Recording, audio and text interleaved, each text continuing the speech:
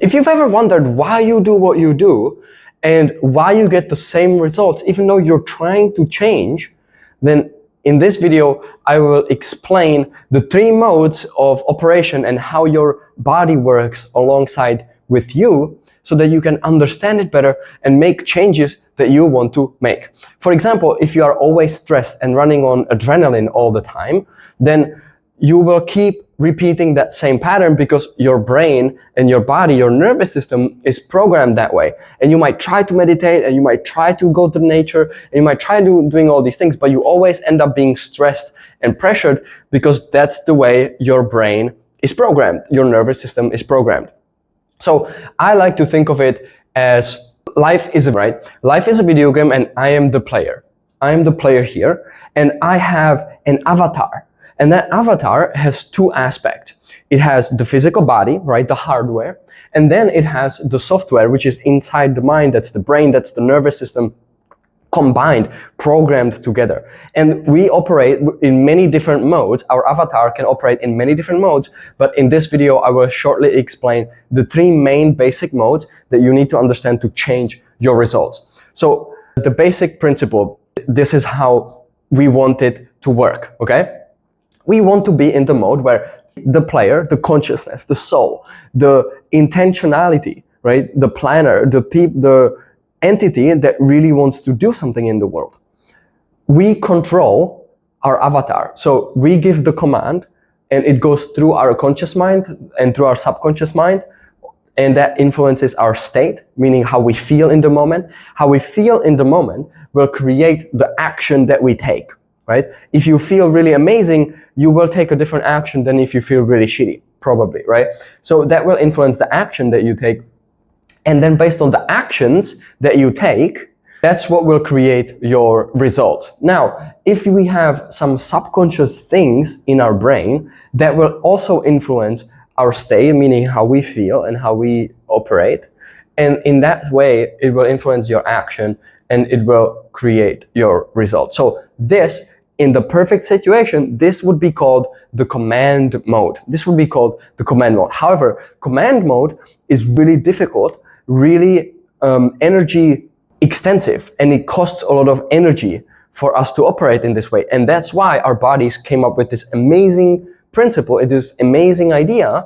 Well, what about we use something called the default mode? The default mode is something that we are in most of the time, and it looks something like this. So in the default mode, the player doesn't have any control, and the conscious mind is not even there, right? The conscious mind is practically off, and only the subconscious mind is active. So now you can see that this is where we don't have any influence. For example, I'll give an example. Have you ever been in a situation where out of nowhere you find yourself going somewhere or doing something and that you didn't really want to do, but you just go there anyways, you do it anyways, and sometimes you can kind of just observe yourself doing it, going there? As an example, I used to work at the airport in the basement, and my station was across the basement from a vending machine, and I started working with this coach back in 2021. And one of the things that he told me is like, hey, you gotta stop eating so much sugar.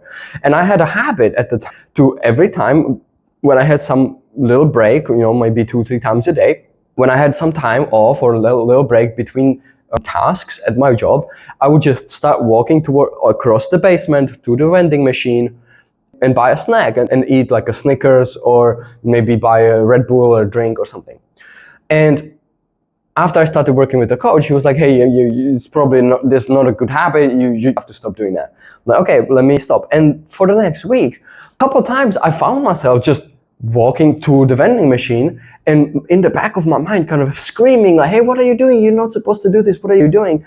And I just went there anyways, bought the chocolate, ate it, and then I was like, what the hell? I failed, right? So I wasn't in control of my avatar at the time. It was my subconscious mind who already decided I'm just going to get this snack, and I had very little control because maybe I was tired and I just couldn't snap back into command mode at the time, right?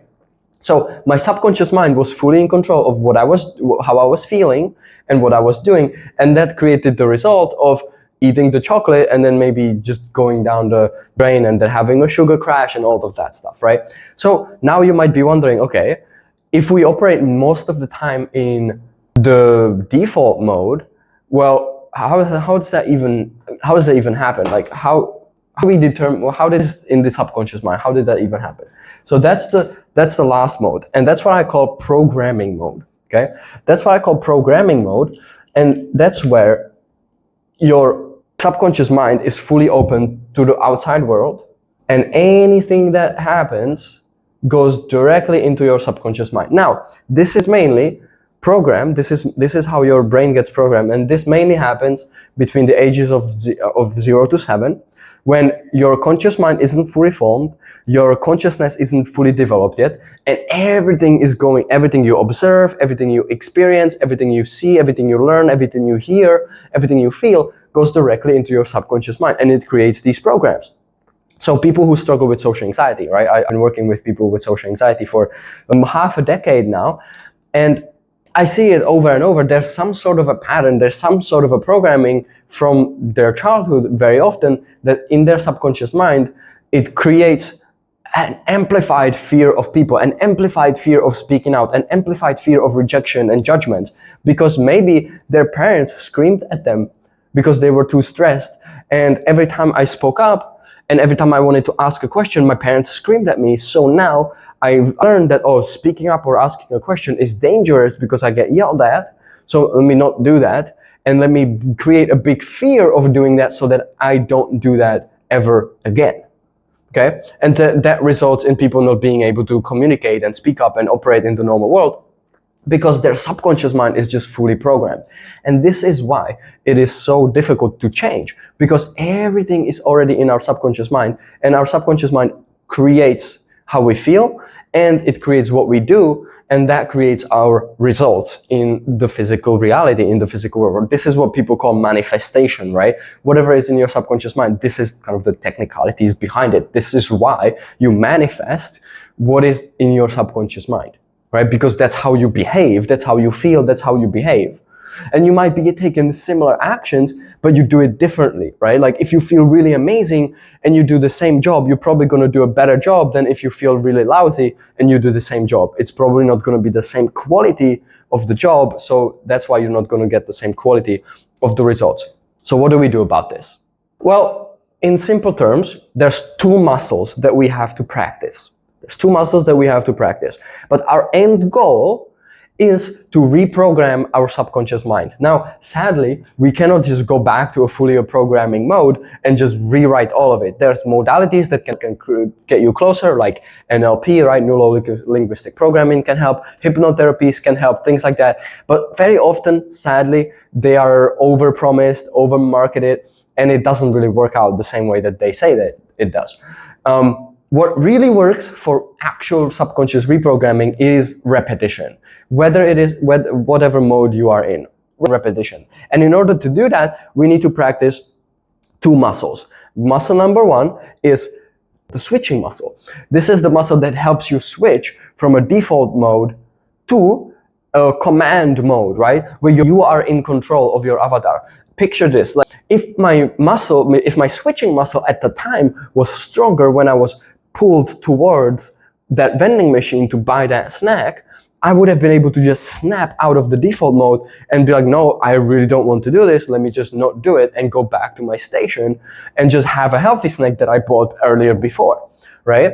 So that's the switching mode. And then that's the switching muscle. And then the other muscle is the muscle and the ability to stay in command mode longer, so that we can re-influence, reshape by repetition what we do on a regular basis. We can reshape what is in our subconscious mind, okay? By repetition, we recreate it. James Clear in the Atomic Habits explained this really well, right? Like every time you do a habit, you put one vote for who you are and how you behave. And the more votes you put into a specific habit, into a specific behavior, that's what becomes automatic eventually, because that's who you are. That's what you do. Well, that's what you get programmed into your subconscious mind. And this is why it's really important, especially when we want to make some changes, to pay attention, right? The first step is to really pay attention. How much time and how much do I spend? How often am I in default mode, where just running on autopilot and not controlling myself, not controlling what I do or how I feel, and then be aware of how much time and how much effort does it take, and how much time do I spend in the command mode. And my favorite hack, my favorite way to practice, to increase, to do reps for the switching muscle specifically is shaking and physical stuff. Like literally I would be like, right? So if I knew this back at the time when I'm walking, right, and I can't get myself to stop walking there to the vending machine, if I just did like, what happens is temporarily, very shortly, the hormonal structure, the neurochemicals that are running in your brain, in your body, which influences your state, meaning how you feel, and the neural pathways that are currently active switch up a little bit, and there's a little break. And in that moment, you have a higher chance to turn your conscious mind back on, and you can make a better decision based on what you actually want to do. And you can make yourself feel different, and because you feel different, now you can do something different, and you get a different result, meaning a healthy snack versus the unhealthy snack. So I understand this is quite technical, and it might not make sense for the first time when you watch this. I've also written about this, and I'm also going to do other ways of explaining this if this isn't making full sense to you. But your main takeaway, if you made it this far, I want your main takeaway to be that the way you control yourself is you practice being more in the command mode, especially in the beginning before your default mode is programmed the way you want it. And the way you do that is by doing something physical to shake up your nervous system, to shake up the neural pathways that are currently active, and you can switch into different ones, and you can make a better decision, you can do something different, right? This is why it works, this is why it's very powerful, and this is why you want to practice it. Now, of course, you're not going to be great and perfect at this now that you've learned this, but what I want to encourage you to do is test it out, right? When you feel something that you don't want to feel, you caught yourself doing something you don't really want to be doing. Let's say you're doom scrolling and you have a moment of clarity, oh my gosh, I'm doom scrolling. Instead of trying to get yourself to stop doom scrolling immediately, you shake it up, you go, and then you can make a better decision, right? And you can jump around a little bit, right? And really shake it out to give yourself a reboot, give yourself a reset. And that's how you reset your avatar. You create a little moment that gives you that little gap that you need for the player to come back on, for your conscious mind to come back on and switch it up. Try it out and let me know how it goes.